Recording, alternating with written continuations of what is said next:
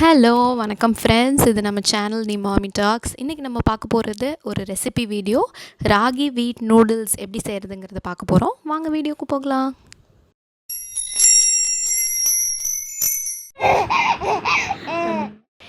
இந்த ரெசிபி வந்து கண்டிப்பாக டாட்லர்ஸ்க்கு நல்லாயிருக்கும். அதாவது ஒரு 1.5 வயசு 1 வயசு நல்லா எடுத்து சாப்பிட்றக்கூடிய குழந்தைங்களுக்கு ரொம்ப இன்ட்ரெஸ்டிங்காக இருக்கும். ஸோ ஃபர்ஸ்ட் ஒரு 3/4 கப் வந்து கோதுமை மாவு எடுத்துக்கிறோம். அதுக்கு வந்து அதே ஈக்குவல் 3/4 கப் வந்து ராகி மாவு எடுத்துக்கிறோம். ராகி மாவு நீங்கள் வறுத்து அரைச்சது இருக்கும் இல்லையா, வீட்டில் நம்ம செய்கிறது, கஞ்சி செய்கிறது அதெல்லாம் வச்சுருப்பீங்க. முளைக்கட்டிட்டு வறுத்து அரைக்கிறது அது கூட யூஸ் பண்ணிக்கலாம். ஸோ இந்த 2 மாவையும் நம்ம வந்து மிக்ஸ் பண்ணிவிட்டு அதுக்கு கூட வந்து சால்ட் போட்டுக்கிறோம், தேவையான அளவு சால்ட்டு. ஸோ கொஞ்சமாக சேர்த்துக்கிட்டாலே போதும். அதுக்கப்புறம் ஒரு முட்டை. இப்போ இது வந்து நீங்கள் உங்கள் கன்சிஸ்டன்சிக்கு ஏற்ற மாதிரி, இப்போ சப்போஸ் நீங்கள் இன்னும் நிறைய மாவு எடுத்துக்கிறீங்க அப்படின்னா 2 முட்டை கூட நீங்கள் உடச்சி ஊற்றிக்கலாம். முட்டையை வச்சு மட்டுமே நம்ம பிசைய போகிறோம், தண்ணி எதுவுமே போட போகிறதில்ல. இன்கேஸ் உங்களுக்கு ரொம்ப ரஃப்பாக இருக்கிற மாதிரி இருக்குது, டைட்டாக இருக்க மாதிரி இருக்குது அப்படின்னா எண்ணெய் சேர்த்துக்கோங்க, தண்ணி எதுவுமே போட வேண்டாம். ஸோ நீங்கள் மாவு இருக்கிறத வச்சு தான் நீங்கள் வந்து முட்டையை டிசைட் பண்ணணும். ஸோ எனக்கு இந்த இதுக்கு வந்து ஒரு முட்டையை கரெக்டாக இருந்தது, நல்லா திக்காக வந்துருச்சு. ஸோ அதுக்கேற்ற மாதிரி நீங்கள் பிசைஞ்சு எடுத்துக்கோங்க. மாவு வந்து நல்லா டைட்டாக இருக்கும். இப்போ நம்ம வந்து தண்ணி நல்லா சூடு பண்ணி நல்ல பாய்லிங் கன்சிஸ்டன்சிக்கு வந்த பிறகு இதை வந்து நம்ம இதில் வந்து நான் முறுக்கு அச்சு, அந்த முறுக்கு உரல் வச்சுருக்கேன், அதுலேருந்து தான் நாங்கள் புழிஞ்சு ஊற்றுறோம். நீங்கள் எதுலனாலும் வச்சு, இப்போ இந்த இடியாப்பம் புழிஞ்சு ஊற்றுறது இல்லை எதுனாலுமே வச்சு நீங்கள் வந்து அந்த ஓட்டை குட்டி குட்டி ஓட்டை இருக்கும்ல, அதில் வந்து நீங்கள் புழிஞ்சு ஊற்றணும். இது கண்டிப்பாக டஃப்பாக இருக்கும், ரொம்ப ரொம்ப ஹார்டாக இருக்கும் புழியறதுக்கு. ஸோ இதில் என் ஹஸ்பண்ட் தான் பண்ணிகிட்ருக்காங்க. அவங்களே ரொம்ப கஷ்டப்பட்டு பிழிஞ்சாங்க, அவ்வளோ ஹார்டாக இருந்துச்சு. ஸோ இது ராகி நூடுல்ஸாக இருந்தாலும் சரி, வெறும் கோதுமை வச்சு நீங்கள் செய்கிறதுனாலும் சரி, நல்ல ஹார்டாக தான் இருக்கும். ஸோ எப்போயாவது நம்ம நூடுல்ஸ் செய்கிறோம் அப்படின்னா இந்த மாதிரி பண்ணிக்கலாம்.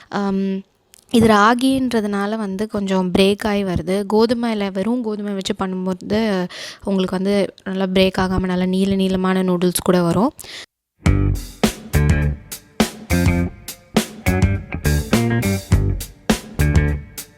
இப்போ அந்த தண்ணியில் வந்து நம்ம இந்த நூடுல்ஸை நல்லா வேக வச்சிட்ருக்கோம். ஸோ அது வெந்தது வந்து நீங்கள் இப்படி எடுத்து பார்த்தீங்கன்னா தெரியும். அது வெந்த பிறகு நீங்கள் வந்து பொறுமையாக நல்ல ஒரு வடிகட்டியில் வந்து அதை நல்லா வடிகட்டி எடுத்துருங்க.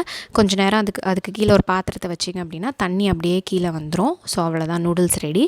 அப்புறம் வந்து நம்ம இப்போ நூடுல்ஸ் வதக்கிறதுக்கு வந்து கேரட்டு, அப்புறம் நான் வந்து பட்டாணி, ஆனியன் இதெல்லாம் எடுத்திருக்கேன்.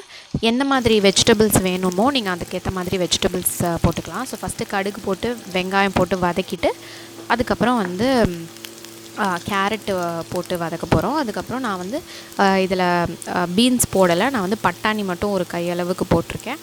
ஸோ அது போட்டு வதக்கிக்கலாம். இதுக்கு தேவையான மசாலா வந்து உங்களோட விருப்பம் தான், நீங்கள் எப்படி செய்கிறதுனாலுமே செய்யலாம். குழந்தைங்களுக்கு காரம் கம்மியாகவோ ஜாஸ்தியாகவோ உங்கள் குழந்தைக்கு எப்படி விருப்பமோ போட்டுக்கோங்க. நான் வந்து பெப்பரும் சீரக பொடியும் சேர்த்து எப்போயும் அரைச்சி வச்சுருப்பேன், அதை வந்து கொஞ்சமாக போட்டிருக்கேன்.